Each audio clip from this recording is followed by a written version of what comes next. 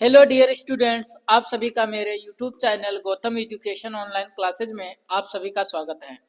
आज हम आपके लिए लेकर आए हैं क्लास 10th साइंस, जो कि अध्याय नंबर है हमारा आज 2। और हम पूरे इस अध्याय को एक ही वीडियो में कवर करेंगे। आप इस वीडियो के अंत तक जरूर बने रहें ताकि आपके जो है यह वीडियो एग्जाम के लिए अति महत्वपूर्ण हो सके। अम्ल, एसिड। एसिड क्या है? वे पदार्थ जिनका स्वाद कैसा होता है? खट्टा होता है। एसिड होते हैं, उनका स्वाद कैसा होता है? खट्टा होता है तथा जो नीले लिटमस पेपर को लाल कर देते हैं। ठीक है, ये नीला लिटमस पेपर क्या होता है? ये एक सूचक होता है। हम किसी चीज को कैसे डिफाइन करेंगे कि ये क्या है, तो उसके लिए क्या होता है? ये एक सूचक होता है। ठीक है, क्या होता है? Litmus paper. अगर हम क्या लेते हैं? नीला लिटमस पेपर लेते हैं और उस पर हम क्या डालते हैं? कोई विलयन डालते हैं। अगर वह उसका रंग क्या हो जाता है? लाल हो जाता है, तो उसमें क्या है? वह एसिड है। क्या है? एसिड है। अम्ल कहते हैं। अम्ल एसिड, जो एसिड शब्द की उत्पत्ति हुई है वो कहाँ से हुई? लेटिन शब्द से हुई है। कहाँ से हुई है? लेटिन वर्ड से ली गई है। ठीक है, लेटिन वर्ड जो ली गई है, किससे ली गई है? एसिडस से ली गई है। किससे?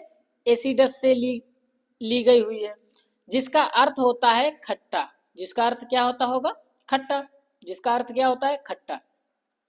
अतः वे पदार्थ जिनमें अम्ल उपस्थित होते हैं यानी खट्टे होते हैं। जिनमें अम्ल उपस्थित होगा वो कैसे पदार्थ होंगे? खट्टे होंगे। बहुत सारे उदाहरण हैं। उदाहरण के हिसाब से देख ले, सिरका। सिरका आपको कैसा लगता है? खट्टा लगता है। उसमें क्या होता है? अम्ल पाया जाता है।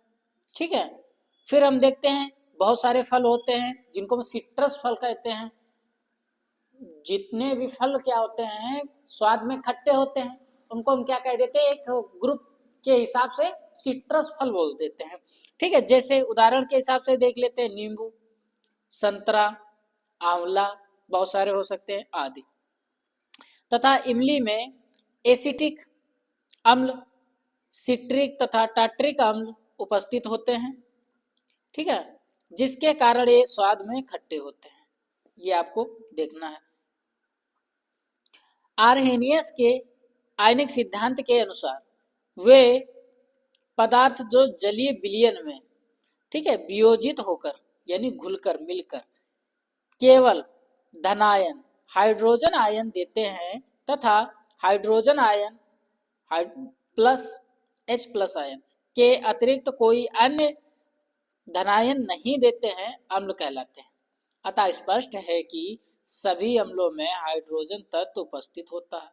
ये भी स्पष्ट हो गया कि जितने भी अम्ल होंगे उनमें क्या होगा? हाइड्रोजन तत्व उपस्थित होगा। ठीक है, हमने इसको विधिवत देख लिया है। अब हम क्या देखेंगे? अम्लों के रासायनिक गुण देखेंगे। क्या करेंगे? हम रासायनिक गुण देख लेते हैं। अम्लों के रासायनिक गुण। ठीक है, नंबर 1, धातुओं से अभिक्रिया। हम क्या कराएंगे? जो अम्ल होते हैं उनकी किससे अभिक्रिया कराएंगे? धातुओं से। क्या लेते हैं? अम्ल विभिन्न सक्रिय धातुओं जैसे जेडन, जिंक क्या है? एक धातु है। सोडियम धातु है। मैग्नीशियम आदि से क्रिया द्वारा हाइड्रोजन गैस उत्सर्जित होती है। ठीक है, तो हम क्या करेंगे? एक एग्जाम्पल लेंगे और एग्जाम्पल के माध्यम से समझने का प्रयास करेंगे। हम एग्जाम्पल में देख लेते हैं क्या ले रहे हैं। एग्जाम्पल में देख लेते हैं। हम पहले क्या लेंगे? Jayden, zinc. ठीक है, जेडन को हम जिंक कहते हैं। ठीक है, जो कि एक क्या है? ठोस अवस्था में पाई जाती है। प्लस क्या देख लेते हैं? एक अम्ल लेंगे। किसके साथ में हम करा रहे हैं क्रिया? अम्ल के साथ में।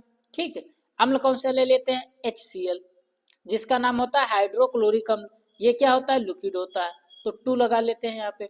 फिर हम देखते हैं कि अब क्रिया जब कराते हैं तो देखते हैं हमें क्या प्राप्त होता है। ZnCl प्राप्त होता है। ZnCl प्लस क्या प्राप्त होगा? हमें H2 गैस प्राप्त होगी, हाइड्रोजन गैस प्राप्त होती है। ठीक है, ZnCl को हम क्या कहते हैं? Zinc chloride. जिंक क्लोराइड बोलते हैं, ठीक है। और H2 को क्या बोलते हैं हम? हाइड्रोजन गैस,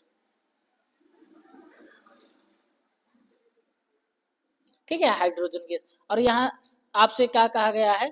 क्रिया के द्वारा हाइड्रोजन गैस उत्पन्न होती है, यानी उत्सर्जित होती है, ठीक है।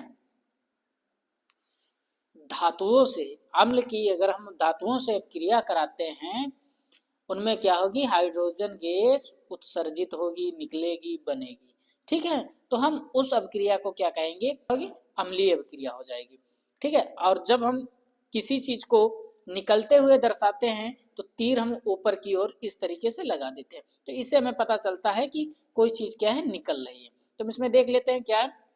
हाइड्रोजन गैस निकल रही है, ठीक है। ये आप शायद, आई होप आप समझ गए होंगे। धातु कार्बोनेटों तथा हाइड्रोजन कार्बोनेटों से अभिक्रिया। चूना पत्थर, लाइमस्टोन, खड़िया एवं संगमरमर कैल्शियम कार्बोनेट के विविध रूप हैं, ठीक है।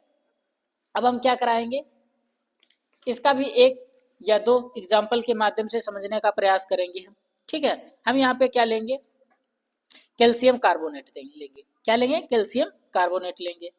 CaCO3, CaCO3 होता है कैल्शियम कार्बोनेट, जो कि ये ठोस अवस्था में होता है। इसको क्या कहते हैं? कैल्शियम,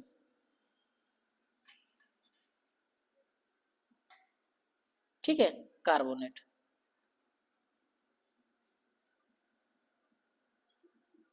ठीक, कैल्शियम कार्बोनेट। हम क्या करेंगे? इसको गर्म करेंगे, ठीक है। जब हम इसको गर्म करेंगे तो देखते हैं क्या बनेगा हमारे पास। CaO ठोस अवस्था में पाया जाता है, प्लस CO2, ठीक है, गैस, जो कि निकल जाएगी। CaO क्या क्या जो पाया जाता है? कैल्शियम ऑक्साइड, कैल्शियम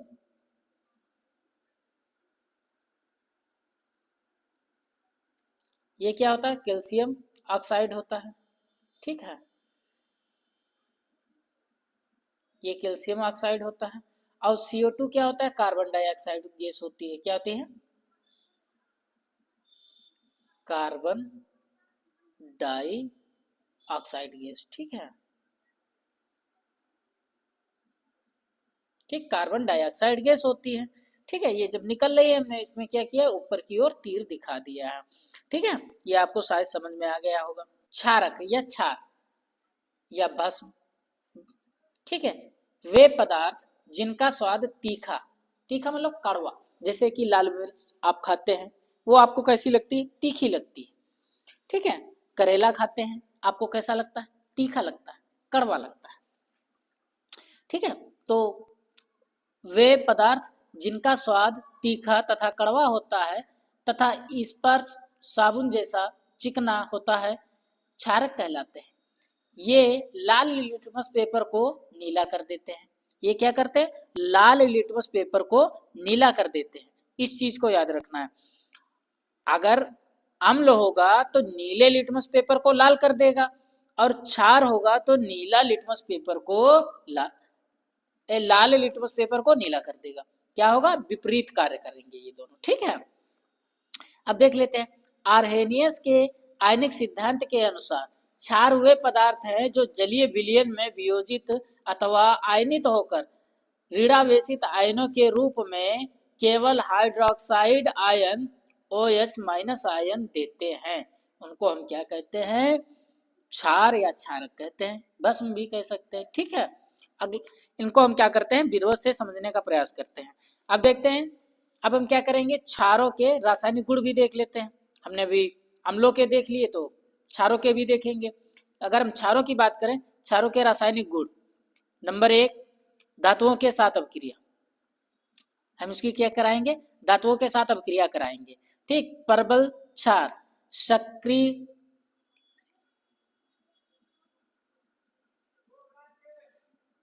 प्रबल क्षार क्रियाशील धातुओं से अभिक्रिया करके हाइड्रोजन गैस उत्सर्जित करते हैं, अतः इन्हें सक्रिय धातुओं के पात्र में नहीं रखा जाता है, ठीक है। देख लेते हैं, हम क्या लेंगे? Zn लेंगे, जिंक, क्या लेंगे, जिंक लेंगे, ठीक है, जिंक, जो कि ये क्या होता है, ठोस अवस्था में होता है, प्लस क्या लेंगे हम, 2NaOH, सोडियम हाइड्रोक्साइड, इसे क्या कहते हैं, सोडियम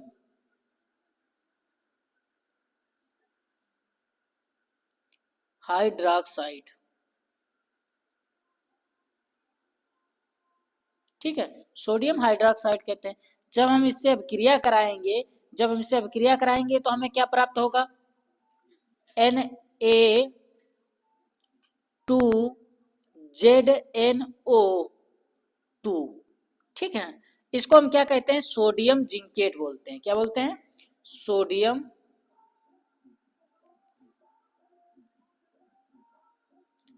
जिंकेट, ठीक है, सोडियम जिंकेट बोलते हैं।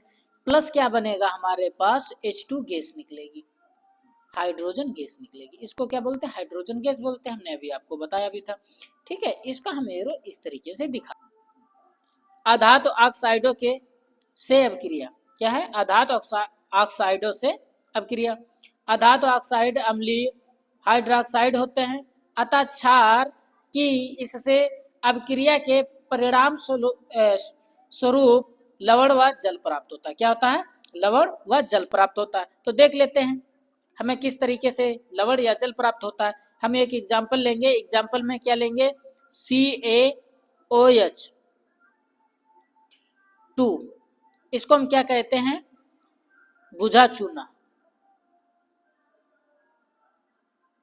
बुझा चूना, ठीक है, प्लस क्या लेंगे, CO2, कार्बन डाइऑक्साइड गैस होती है ये कैसा पाया जाता है, ठीक है, इसको हमने किस तरीके से लिया, गलित अवस्था में लिया, कैसे लिया, AQ में लिया, ठीक है। फिर हम क्या कराते हैं, इनकी दोनों की आपस में अभिक्रिया कराते हैं। जब हम इनकी आपस में अभिक्रिया कराएंगे तो हमें जो प्राप्त होगा, क्या प्राप्त होगा, CaCO3 प्लस क्या प्राप्त होगा, H2O, ठीक है। H2O जो होता है वो लिक्विड अवस्था या एक्वियस अवस्था दोनों में लिख सकते हैं हम इसको, और CaCO3 को हम ठोस अवस्था में लिख सकते हैं, ठीक है। तो देख लेते हैं जो CaCO3 है ये क्या है, कैल्शियम कार्बोनेट है, इसको हम क्या कहते हैं, कैल्शियम कार्बोनेट बोलते हैं इसको, यहाँ पे हम लिख लेते हैं, इसको हम क्या कहेंगे, कैल्शियम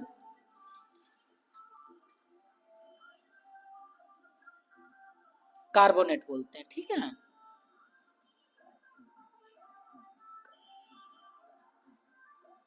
कार्बोनेट कहते हैं, और H2O को क्या कहते हैं, जल कहते हैं, जल या पानी जो हम पीते हैं पानी, उसका सूत्र होता है, ठीक है, पीने वाला साधारण पानी का जो सूत्र होता है वो होता है H2O, ठीक है। आगे देख लेते हैं,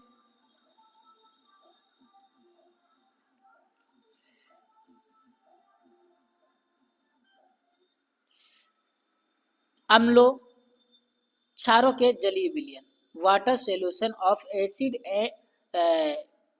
एंड बेसिस। तुम देख लेते हैं, जल की उपस्थिति में अम्ल H+ आयन देते हैं, ठीक है, ये हमने देख लिया, अभी विरोध पढ़ लिया, परंतु ये स्वतंत्र अवस्था में नहीं रह सकते हैं, ठीक, ये भी याद रखिएगा, ये परंतु स्वतंत्र अवस्था में नहीं रह सकते हैं, ठीक है।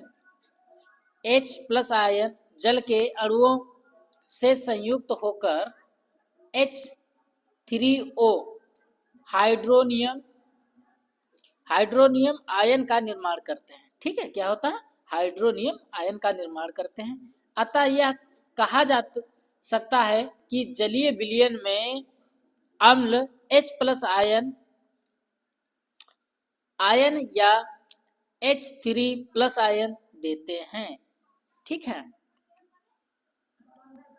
तो हम एक उदाहरण के माध्यम से समझने का प्रयास करेंगे, एग्जाम्पल ले लेते हैं, हम क्या लेंगे, HCl, ठीक है, प्लस क्या लेंगे, H2O लेंगे, ठीक है। जब हम इससे अभिक्रिया कराएंगे तो क्या होगा, H3O+ ion plus Cl- ion, ठीक है, ये पाया जाएगा, इस तरीके से हो जाएगा। या हम एक एग्जाम्पल के और माध्यम से समझना चाहें तो समझ सकते हैं। हम क्या लेंगे, H2O लेंगे प्लस क्या लेंगे, H प्लस आयन ले लेंगे। इससे जब हम अभिक्रिया कराएंगे तो H3O माइनस क्या बनेगा, प्लस आयन बनेगा। ठीक है, क्या बनेगा, प्लस आयन बनेगा। ये आपको याद रखना है। इसको हम क्या कहते हैं, H3O प्लस आयन को क्या कहते हैं, हमने अभी बताया, हाइड्रोनियम आयन बोलते हैं। ठीक है, पीएच मान, अब हम क्या बात करते हैं, पीएच मान की बात कर लेते हैं। पीएच मान क्या होता है, ठीक है। सोरेंस के अनुसार किसी विलयन में उपस्थित हाइड्रोजन आयन सांद्रता के ऋणात्मक लघुगणक को उस विलयन का पीएच मान कहते हैं। ठीक है, अर्थात किसी विलयन का पीएच मान उससे उपस्थित हाइड्रोजन आयनों के ग्राम आयन यानी मोल प्रति लीटर में सांद्रता के ऋणात्मक लघुगणक के बराबर होता है। अन्य शब्दों में पीएच मान हाइड्रोजन आयन सांद्रता या सांद्रण के व्युत्क्रमण का लघुगणक होता है। ठीक है, अब हम देख लेते हैं पीएच, यदि पीएच मान 7 से अधिक होगा, ठीक है, 7 से अगर अधिक होगा तब कैसा होगा, क्षारीय होगा। इस चीज को याद रखना है। अब पॉइंट नंबर दूसरा देख लेते हैं, पीएच मान अगर 7 से कम है तो अम्लीय होगा। पॉइंट नंबर 3 देख लेते हैं, पीएच मान अगर 7 होगा तब जाके कैसा होगा, उदासीन होगा। इस चीज को याद रखना। हम क्या करेंगे, एक ग्राफ के भी माध्यम से समझाने का प्रयास करेंगे अभी।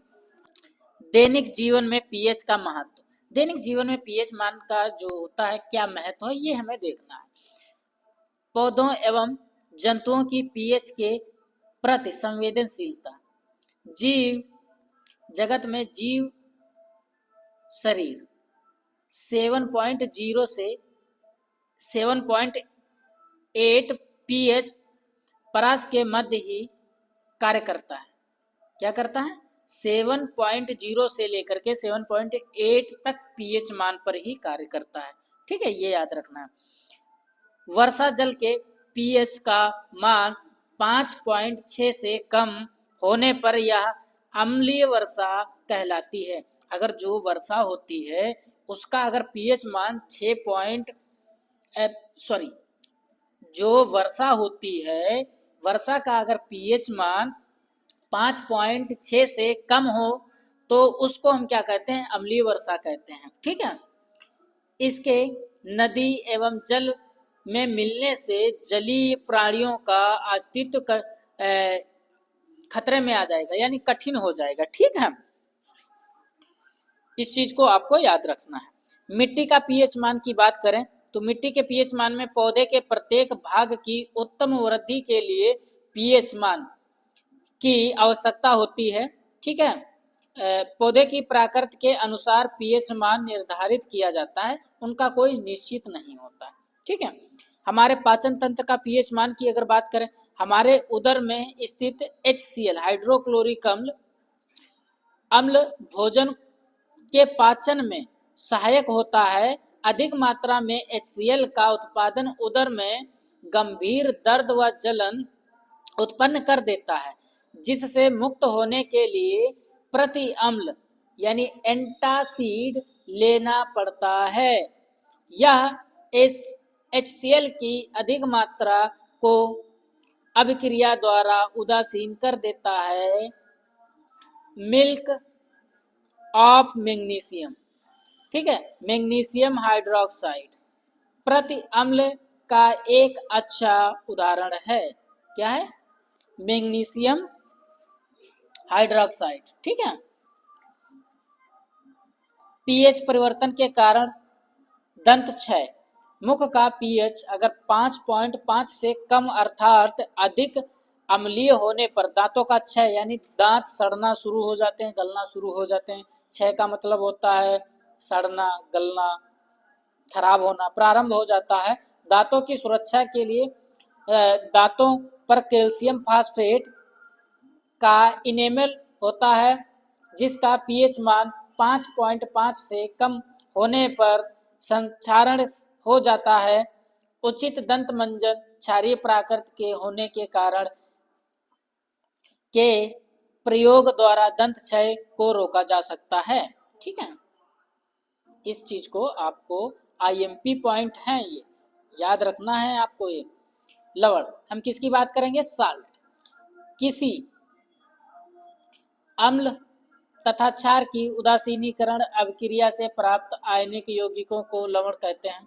आर्हेनियस के आयनिक सिद्धांत के अनुसार लवण को जल में घोलने पर अपने आयनों की वियोजित हो जाता है।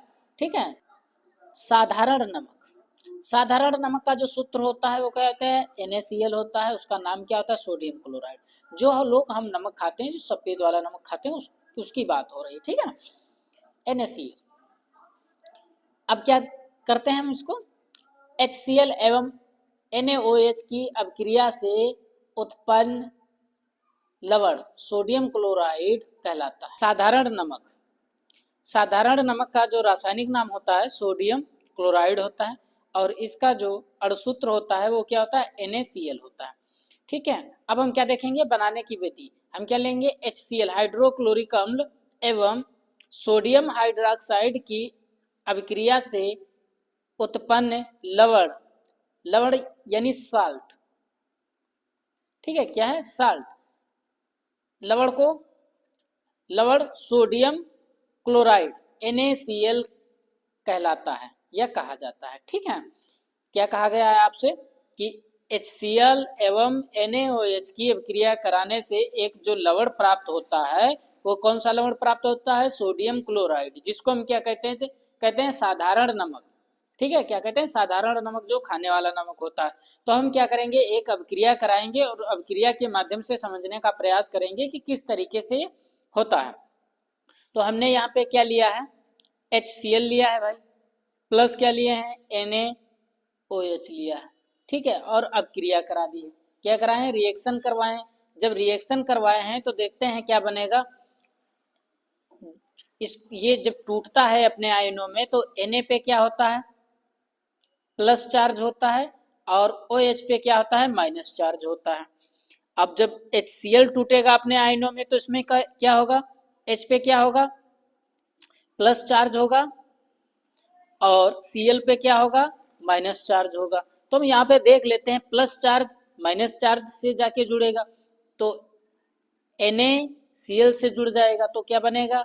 NaCl बन जाएगा। प्लस क्या बचेगा हमारे पास?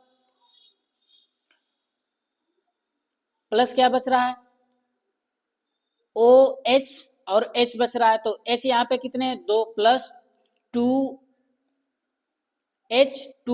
2 H हो गए और एक ऑक्सीजन, तो O लगा देते हैं। तो क्या निकल के आया हमारे पास? H2O यानी जल निकल के आया, और NaCl निकल के आया, सोडियम क्लोराइड। तो इस तरीके से अभिक्रिया के माध्यम से हम समझ सकते हैं इस चीज को। ठीक है, अब हम इनका उपयोग देख लेते हैं। जो साधारण नमक है इसका क्या क्या उपयोग है और किन चीजों में हम इसका उपयोग करते हैं।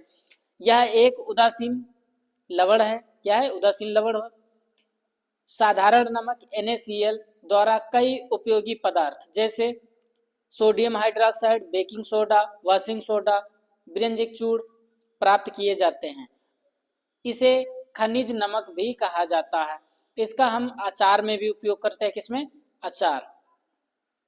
ठीक है, चीजों में हम इसका इसलिए भी उपयोग करते हैं कि वो ज्यादा लंबे समय तक खराब ना हो। ठीक है, तो अचार में भी हम इसका उपयोग करते हैं। ठीक है, और भोजन में भी उपयोग करते हैं। किसमें? भोजन को पकाने में। ठीक है, भोजन को। ठीक है, और आगे देख लेते हैं। अब देख लेते हैं कास्टिक सोडा। रासायनिक नाम क्या देख रहे हैं? Caustic soda. रासायनिक नाम सोडियम हाइड्रोक्साइड, और सूत्र होता है NaOH। सोडियम हाइड्रोक्साइड का सूत्र क्या होता है? NaOH। अब देख लेते हैं बनाने की विधि। सोडियम क्लोराइड, सोडियम क्लोराइड के जलीय विलयन में विद्युत धारा प्रवाहित करने पर NaCl वियोजित होकर NaOH क्या करता है? उत्पन्न करता है। ठीक है, यह प्रक्रिया क्लोर क्षार प्रक्रिया कहलाती है। ये क्या कहलाती है? इस प्रक्रिया को हम क्या कहते हैं? क्लोर क्षार प्रक्रिया कहते हैं। इस चीज को आपको याद के रखना है, ये वेरी वेरी आईएमपी है। ठीक है, क्या है ये? वेरी वेरी आईएमपी है। अब देख लेते हैं किस तरीके से होता है। हम एक अभिक्रिया के माध्यम से समझने का प्रयास करेंगे। हम एक अभिक्रिया कराएंगे, ठीक है। हमने क्या लेंगे? पहले तो हमने लिया है NaCl लेंगे, ठीक है। क्या लेंगे? NaCl लेंगे, NaCl, ठीक है। प्लस क्या लेंगे हम? H2O लेंगे। क्या लेंगे? H2O। इससे हम क्या कराएंगे? जब अभिक्रिया कराते हैं 2NaCl लिया है, 2H2O ले लिया है, ठीक है। तो हम देखते हैं हमारे पास क्या बनेगा। ये माइनस आयन में टूटेगा, ये प्लस आयन में टूटेगा, और जो जल टूटता है हमारा वो किस में टूटता है? H minus ion, H plus ion, ठीक है। OH माइनस आयन में टूटता है और H किस में टूटता है? प्लस आयन में टूटता है। तो ये क्या करेगा? Na के साथ में मिल जाएगा जाके। किसके साथ में मिलेगा? Na के साथ में। तो क्या बनाएगा? NaOH बना लेगा, ठीक। प्लस क्या बचेगा हमारे पास में? जो बचेगा वो क्या बच रहा है? Cl बच रहा है। तो प्लस क्या बचेगा हमारे पास? HCl बचेगा, ठीक है। तो हाइड्रोक्लोरिक अम्ल बनेगा और सोडियम हाइड्रोक्साइड बनेगा। इस तरीके से सोडियम हाइड्रोक्साइड का निर्माण होता है। इस अभिक्रिया के दौरान हमने बहुत विधिवत ही समझ लिया है कि इस प्रकार से क्या होता है, सोडियम हाइड्रोक्साइड का निर्माण होता है, ठीक है। अब हम इसका उपयोग देख लेते हैं कि इसका क्या उपयोग होता है और किन किन चीजों में इसका उपयोग किया जाता है। उपयोग: सोडियम हाइड्रोक्साइड का उपयोग धातुओं से ग्रीस हटाने में, साबुन तथा अपमर्जक, कागज निर्माण में, कृत्रिम फाइबर आदि बनाने में इसका उपयोग किया जाता है, ठीक है। आगे देख लेते हैं। अब देखेंगे विरंजक चूर्ण। विरंजक चूर्ण का जो रासायनिक नाम होता है कैल्शियम क्लोरोहाइपोक्लोराइट अथवा क्लोराइड ऑफ लाइम, अथवा क्या कहते हैं? क्लोरीनेटेड लाइम कहते हैं, ठीक है। इसका सामान्य नाम क्या होता है? ब्लीचिंग पाउडर भी कहते हैं। और इसकी अणुसूत्र की बात करें तो CaOCl2 होता है, इसका अणुसूत्र होता है। निर्माण की विधि की अगर बात करें तो औद्योगिक स्तर पर इसे हैंसन क्लोएर अथवा बेंचमैन विधियों द्वारा शुष्क बुझे हुए चूने पर क्या करेंगे?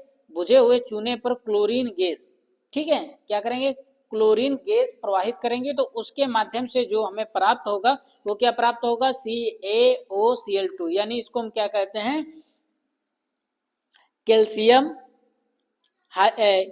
क्लोरो हाइपोक्लोराइट प्राप्त होता है हमें, ठीक है। तो हम देख लेते हैं किस तरीके से हमें प्राप्त होता है और हम एक अभिक्रिया के माध्यम से ही समझने का प्रयास करेंगे। तो हमने यहाँ पे क्या लिया है? CaOH ब्रैकेट में ले लिया है, 2 लगा दिया है, ठीक है। प्लस हम क्या लिख, ये क्या हमारे पास? बुझा हुआ चूना है, याद रखना, बुझा हुआ चूना, ठीक, बुझा चूना है। प्लस क्या लेंगे हम? Chlorine gas. क्लोरीन गैस का जो सूत्र होता है Cl2 होता है। अब इससे जब हम अभिक्रिया कराएंगे तो हमें क्या प्राप्त होगा? CaOCl2, क्या प्राप्त होगा? Cl2। उसके बाद में हमें जो बचेगा वो क्या बचेगा? H2O बचेगा। एक ऑक्सीजन बचेगा, 2 हाइड्रोजन बचेंगे, तो H2O क्या बचेगा? जल बचेगा हमारे पास, ठीक है। इस प्रकार से इस अभिक्रिया को हम कराते हैं और इसका हम क्या करेंगे? उपयोग देख लेते हैं कि ये आप उपयोग देख लेते हैं। उपयोग: इसका उपयोग सूती तथा लीलन वस्त्रों तथा लकड़ी की लुगदी, विरंजन, पेयजल शोधन, जीवाणुनाशन के रूप में, क्लोरोफार्म के निर्माण में, यौगिकों के ऑक्सीकरण तथा चीनी को सफेद करने हेतु इसका उपयोग किया जाता है। जो हम लोग चीनी खाते हैं उसको गुड़ से चीनी बनाने का जो प्रोसेस होता है और इसकी सफाई जो की जाती है चीनी की, क्योंकि अभी गुड़ तो हमें हल्की क्या होती है? ब्राउनी कलर भी दिखाई पड़ती है, रेड कलर भी दिखाई पड़ती है। तो चीनी इतनी सफेद कैसे होती है? तो उसकी सफाई करने के लिए किसका उपयोग किया जाता है? विरंजन चूर्ण का उपयोग किया जाता है, ठीक है, सफेद करने के लिए। इस चीज को आपको याद रखना है। अब हम देख लेते हैं, किस चीज को देखते हैं, खाने वाला सोडा, ठीक है, खाने वाले सोडा या बेकिंग सोडा की बात करते हैं। तो इसका रासायनिक जो सूत्र होता है सोडियम हाइड्रोजन कार्बोनेट अथवा सोडियम बाइकार्बोनेट भी इसे कहते हैं, ठीक है। सोडियम बाइकार्बोनेट के नाम से मेडिसिन भी आती है। जो कि अणुसूत्र की बात करें तो NaHCO3 होता है, और अणुभार संख्या की बात करें तो 84 होता है। कितना होता है? 84 होता है। अब निर्माण विधि की बात कर लेते हैं। प्रयोगशाला में इसे सोडियम कार्बोनेट के ठंडे जलीय विलयन में कार्बन डाइऑक्साइड गैस प्रवाहित करने से प्राप्त होता है। क्या होता है? कार्बन डाइऑक्साइड गैस प्रवाहित करेंगे किसमें? जो हमारे पास एक विलयन होगा, कैसा? ठंडा होगा, सोडियम कार्बोनेट का। तो हम क्या करेंगे? एक अभिक्रिया के माध्यम से समझने का प्रयास करेंगे। तो हम यहाँ पे क्या कराएंगे? एक अभिक्रिया करा लेते हैं। हम अभिक्रिया में क्या लेंगे? पहले तो हम क्या लेंगे? सोडियम क्या लेंगे?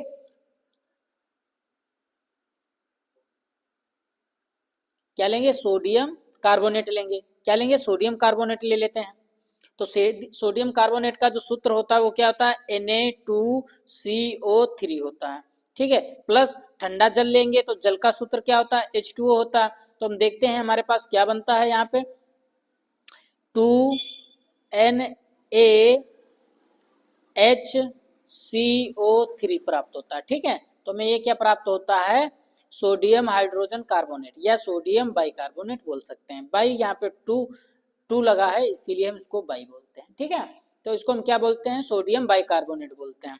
हम दूसरे, अब इसका क्या करेंगे? हम एक उपयोग देख लेते हैं। इनका क्या देखेंगे? उपयोग देख लेते हैं, ठीक है। उपयोग देखते हैं इनका उपयोग। इसे बेकिंग पाउडर या बेकिंग सोडा तथा पोटेशियम हाइड्रोजन टाइट्रेट का मिश्रण भी कहते हैं। झाग युक्त पेय पदार्थ, आमाशय की अम्लता को दूर करने वाली औषधियों में इसका उपयोग किया जाता है और प्रति अम्ल के रूप में इसका निर्माण होता है।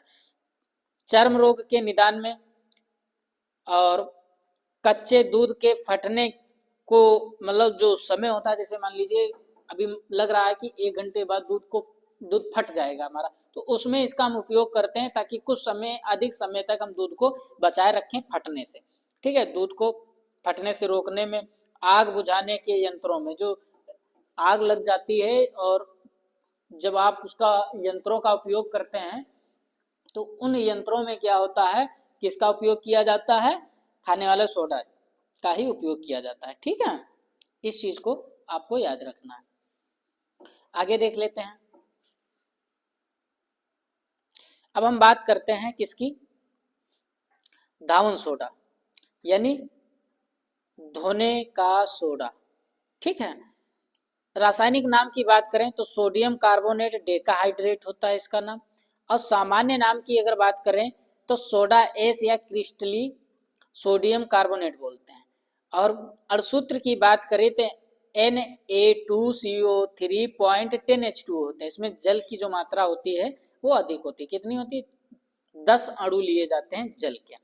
अणुभार की अगर बात की जाए तो 286 होते हैं। और निर्माण विधि देख लेते हैं। निर्माण विधि यानी बनाया कैसे जाता है? बेकिंग सोडा को गर्म करके सोडियम कार्बोनेट प्राप्त करते हैं तथा इसके पुनः जलीय क्रिस्टलीकरण द्वारा धावन सोडा प्राप्त हो जाता है, ठीक है। चाहो तो हम क्या करेंगे? अब क्रिया के माध्यम से समझने का प्रयास करेंगे। तो हम यहाँ पे पहले क्या लेंगे भाई? देखते हैं। सोडियम हाइड्रोजन कार्बोनेट ले लेंगे। सोडियम हाइड्रोजन कार्बोनेट ले लेंगे। सोडियम हाइड्रोजन कार्बोनेट का सूत्र क्या होता है? हमने अभी बताया था, 2NaHCO3 होता है, ठीक है। जब हम इसको गर्म करेंगे तो देखते हैं हमारे पास क्या बनता है। क्या बनेगा? Na2CO3। इसको हम क्या बोलते हैं? Sodium carbonate. प्लस क्या बनेगा हमारे पास? H2O बनेगा। प्लस क्या बनेगा हमारे पास? CO2 गैस निकलेगी, ठीक है। इस प्रकार से सोडियम कार्बोनेट बनेगा, जल बनेगा और कार्बन डाइऑक्साइड गैस बनेगी। अब हम क्या करेंगे?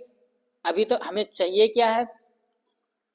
सोडियम कार्बोनेट चाहिए, ठीक है। तो अभी तक तो नहीं मिला है हमें, तो हम क्या करेंगे? फिर अब क्रिया कराएंगे, दोबारा कराएंगे। किससे कराएंगे? इन्हीं किसे? Na2CO3 यानी सोडियम कार्बोनेट से कराएंगे। ठीक, सोडियम कार्बोनेट को हम क्या करेंगे, जल के साथ में अभिक्रिया करा के देखते हैं। ठीक है, देखते हैं हमें प्राप्त होता है या नहीं प्राप्त होता है। तो हमने क्या लिया है,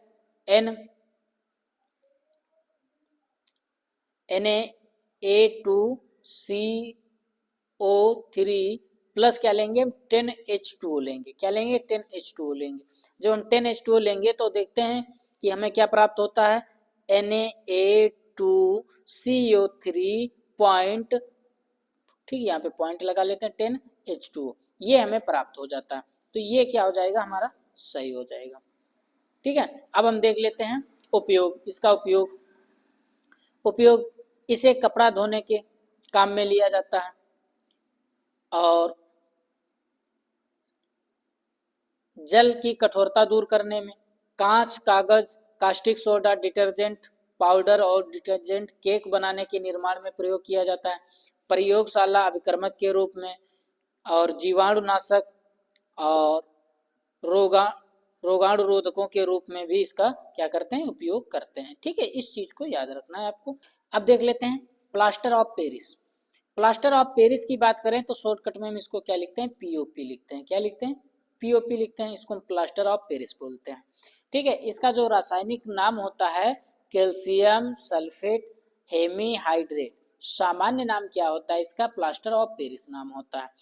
अणुसूत्र की बात करें तो CaSO4.1/2H2O होता है, और अणुभार जो होता है 136। निर्माण विधि की बात करें, जब कैल्शियम सल्फेट डाइहाइड्रेट, ठीक है, अर्थात जिसको हम जिप्सम बोलते हैं, को क्या करते हैं, जिप्सम को क्या करते हैं हम 373 टेम्परेचर यानी ताप पर क्या करते हैं, गर्म करते हैं। तो निर्जलीकरण, उससे जो जिप्सम से जो है उसको हम कितने टेम्परेचर पे गर्म करेंगे, 373 के टेम्परेचर पे जब गर्म करते हैं तो उससे क्या होगा, जल निकल जाएगा। जब जल निकल जाएगा तो निर्जलीकरण के द्वारा जो प्राप्त होता है वो क्या होता है, प्लास्टर ऑफ पेरिस होता है, यानी पीओपी हमें प्राप्त हो जाता है। ठीक है, क्या प्राप्त हो जाता है, पीओपी प्राप्त हो जाता है। अब हम क्या करेंगे,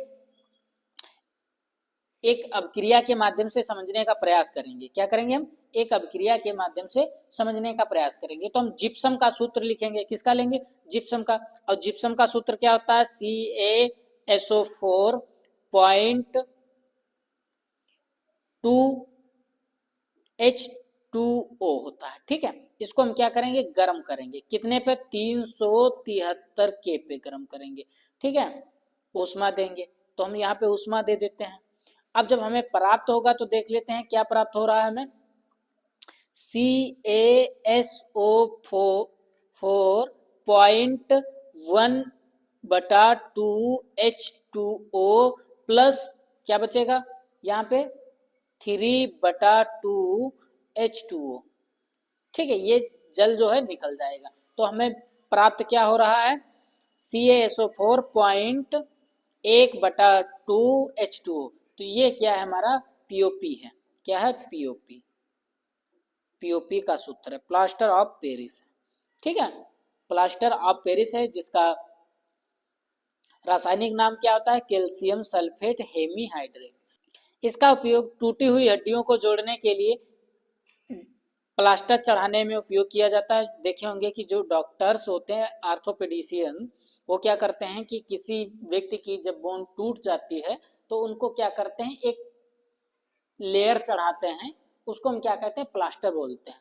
तो उस प्लास्टर में जो चढ़ाते हैं, आपने देखा होगा पाउडर ऐसा, ठीक, पाउडर ऐसा लगाते हैं, और वो पाउडर जैसा क्या होता है, पीओपी होता है। क्या होता है, पीओपी होता है।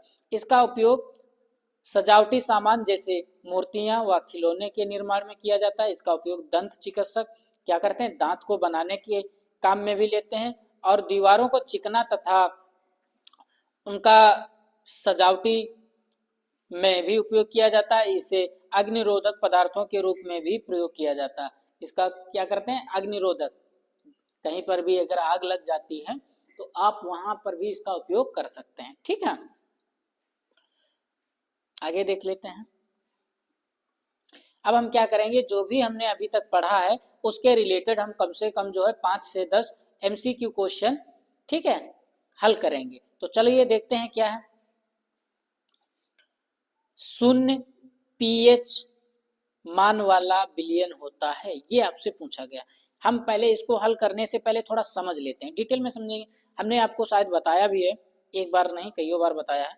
0.1 से लेकर के 6.9 तक जो होता है वो क्या होता है? अम्लीय होता है, ठीक है, अम्लीय होता है। और 7 जो होता है pH मान, वो क्या होता है? उदासीन होता है, ठीक है, उदासीन होता है। तो 7.1 से लेकर के 14 तक जो होता है वो क्या होता है? क्षारीय होता है, ठीक है, क्या होता है? क्षारीय होता है। तो अब इसमें पूछा क्या गया है आपसे, ये हमें समझना है। क्या पूछा गया कि शून्य पीएच मान वाला विलयन कैसा होगा? जिसका पीएच मान वैल्यू क्या है? शून्य है, यानी 0 है, तो वो कैसा होना चाहिए? तो आम कैसा होना चाहिए? अब क्षारीय की बात करें हम, तो क्षारीय कैसा होता है? 7.1 से अधिक होता है, तो ये गलत हो गया, ठीक है, इनमें से कोई नहीं, ये भी गलत हो गया। उदासीन, उदासीन 7 को कहते हैं, ये भी गलत हो गया। तो 0 से लेकर के जो 6.9 तक होता है वो कौन होता है? अम्लीय होता है। तो हमारा जो सही उत्तर हो जाएगा वो कौन हो जाएगा? अम्लीय हो जाएगा। तो ए ऑप्शन हमारा सही हो जाएगा। तो अब देख लेते दूसरा, प्लास्टर ऑफ पेरिस की जल से अपक्रिया कराने पर क्या बनता है? प्लास्टर ऑफ पेरिस की हम क्या करते हैं? जल के साथ में अगर अपक्रिया कराते हैं, जैसे प्लास्टर ऑफ पेरिस में जल नहीं होता है, और अगर हम उसमें क्या करते हैं? जल मिला देते हैं प्लास्टर ऑफ पेरिस में, तो वो क्या बन जाएगा? ये आपसे पूछा गया। और हमने अभी से पहले आपको पढ़ाया है कि जब हम किसी चीज की प्लास्टर ऑफ पेरिस कैसे बनाए, तो जैसे हम प्लास्टर ऑफ पेरिस बना रहे थे तो उससे क्या हो रहा था? पानी निकल रहा था गर्म करने से। कितने पे गर्म किया था हमने? 373 के टेम्परेचर पे गर्म किया था, तब जाके उससे जल निकला था। तो हम जो उसी चीज को हम क्या करेंगे? हमने पीओपी लिया है, पीओपी को क्या करेंगे? उसमें जल मिला देंगे, और जल मिलाने के बाद में क्या हमारे पास बनेगा? देख लेते हैं। इप्सम गलत, चूना पत्थर गलत, इनमें से कोई नहीं। तो सही उत्तर कौन सा हो जाएगा? जिप्सम। क्या प्राप्त हो जाएगा हमें? जिप्सम बनता है, ठीक है, ये सही उत्तर हो जाएगा। आगे देख लेते हैं। अम्लीय विलयन का पीएच मान होता है, ठीक है, इसमें पूछा गया अम्लीय विलयन का पीएच मान होता है, कितना होता है ये आपको बताना है, ठीक है। और हमने अभी आपको बताया है, आप समझ गए होंगे, तो इसको हल कर लेंगे। तो ठीक है, देखते हैं। 7 क्या होता है? ए ऑप्शन गलत हो जाएगा, 7 उदासीन होता है, तो ये गलत हो जाएगा। 7 से अधिक क्या हो जाएगा? क्षारीय होता है, तो ये भी गलत हो जाएगा। 0 ये भी गलत हो जाएगा। 7 से कम ये सही हो जाएगा। तो बी ऑप्शन जो हमारा है वो क्या हो जाएगा? सही हो जाएगा, ठीक है, इसको याद रखना है आपको। 1 बिलियन नीले लिटमस को लाल कर देता है, पीएच मान कहलाता है, ठीक है, ये आपको याद रखना। हमने आपको बताया है कि अगर क्या होता है, अगर नीले लिटमस पेपर को लाल कर देता है तो उसे क्या कहते हैं? ये हमने आपको बता दिया है, उसे क्या कहते हैं? अम्ल कहते हैं, ठीक है, क्या कहते हैं? अम्ल कहते हैं। और जो लाल लिटमस पेपर को नीला कर दे उसको हम क्या कहते हैं? क्षार कहते हैं। और जो विलयन किसी कोई मतलब क्या करे, रेड लिटमस पेपर ले लें या नीला लिटमस पेपर ले ले, तो उस पर कोई भी रंग ना दे, ठीक है, कोई भी रंग लिटमस पेपर पर कोई रंग नहीं आ रहा है, तो वो कैसा? उदासीन है। इस चीज को याद रखना है। तो हमने अभी बताया कि नीले लिटमस को लाल कर देता है तो क्या होना चाहिए? अम्लीय होना चाहिए। तो अम्लीय प्राकृत कितनी होती है? तो वो 6.9 से 0 तक होती है। तो इसमें से ऑप्शन देख लेते हैं, ठीक है। तो 10 उदासीन हो गया, क्षारीय हो गया, तो ये गलत हो गया। 7 ये भी क्षारीय हो गया, ये भी गलत हो गया। 8 ये भी गलत, मतलब 8 जो है वो क्षारीय हो गया, गलत हो गया। उदासीन 7 उदासीन हो गया, ये भी गलत हो गया। 6 जो है ये ऑप्शन सही है। इसमें क्या 6 में क्या होता है? अम्लीय होता है, और अम्लीय ही हमें चाहिए भी है, ठीक है।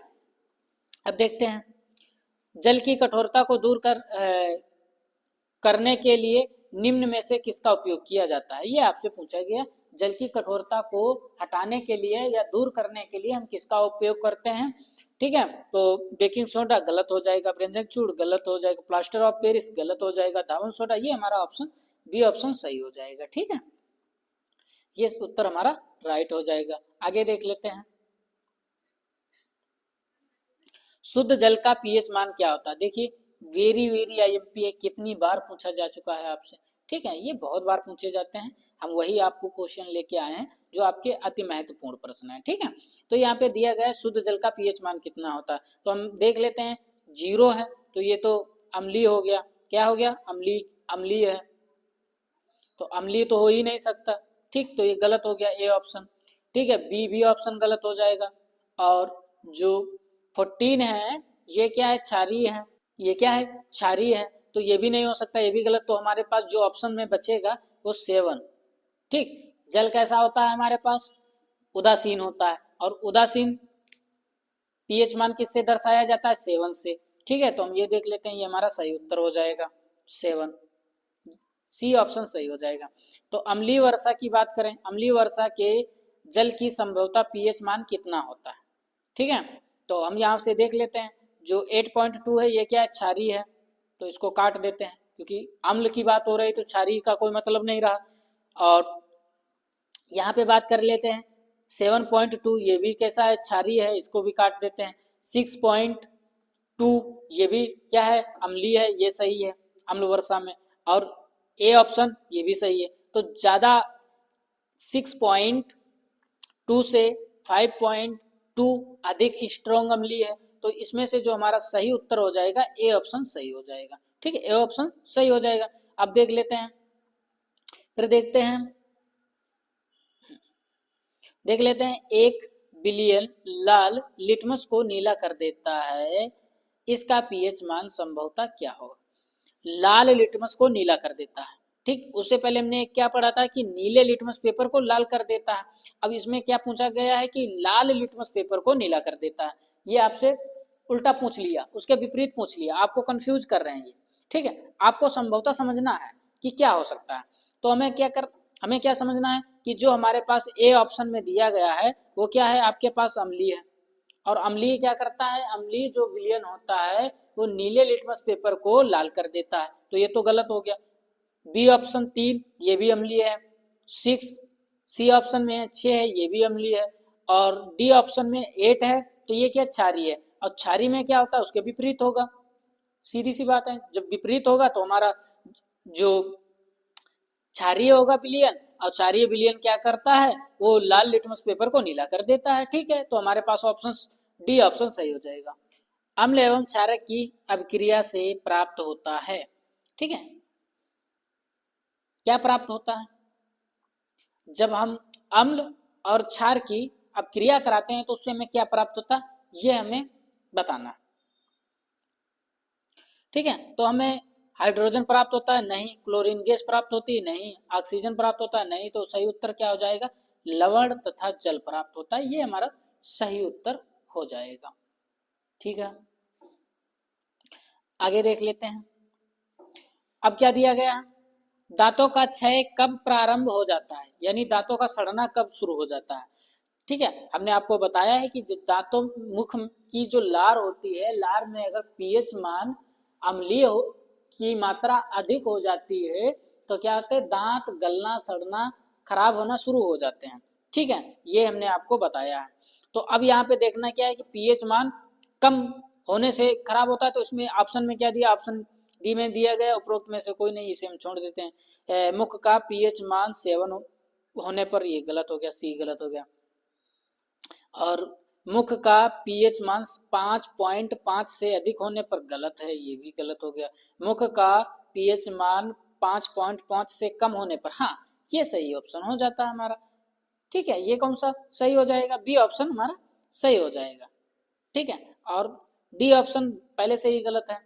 तो आई होप आप सभी को यह वीडियो पसंद आ रहा होगा। अगर आप सभी को यह वीडियो पसंद आ रहा है तो इस वीडियो को लाइक शेयर कमेंट करें, ताकि हमें जो है आपके लिए नए नए वीडियो लाते रहें इसी तरीके से। लघु उत्तरीय प्रश्न हम क्या करेंगे, एक दो क्वेश्चनों की प्रैक्टिस कर लेते हैं, तो आपको देख लेते हैं। वैसे भी तो हमने जो कॉन्सेप्ट पढ़ाया उसके हिसाब से ही आपको क्वेश्चन बनाने हैं। ठीक है, उसी के हिसाब से अगर आपने वो पढ़ लिया है, उसको याद कर लिया है, तो आपको क्वेश्चन आसानी से बन जाएंगे, आपको कोई दिक्कत नहीं है। चलिए फिर भी हम एक दो क्वेश्चनों की प्रैक्टिस कर लेते हैं। जल का आयनिक गुणनफल क्या है और 25 डिग्री सी पर इसका मान लिखिए, अथवा जल का आयनिक गुणनफल क्या है स्पष्ट करें। उत्तर, जल का आयनिक गुणनफल स्थिर ताप पर यह जल में उपस्थित हाइड्रोजन आयनों के सांद्रण तथा हाइड्रोक्साइड आयनों के सांद्रण OH माइनस आयन के गुणनफल के बराबर होता है। ठीक है, इस चीज को पढ़ लीजिएगा, याद रख लीजिएगा, आपको ये आपसे पूछा जा सकता है, वेरी वेरी IMP है। ठीक है, ये आपका very very very very IMP है। ठीक है, IMP पॉइंट है, और उससे भी IMP पॉइंट ये रहने वाला आपका है। ठीक है, वेरी वेरी वेरी, इसमें जितने भी वेरी लगाने हैं लगा लीजिए, ये आपका वेरी IMP पॉइंट है। ठीक है, तो हम पीएच की परिभाषा, ठीक है, पीएच मान की परिभाषा ये हमने आपको विधिवत समझा दिया है पीछे, इसको आपको हल कर लेना, और ये आपका पीएच मान का सूत्र याद करके रखना है। आई होप आप सभी को यह वीडियो पसंद आया होगा। इसी तरह की वीडियो देखने के लिए हमारे यूट्यूब चैनल से जुड़े रहें। हम आपको मिलेंगे अगले वीडियो।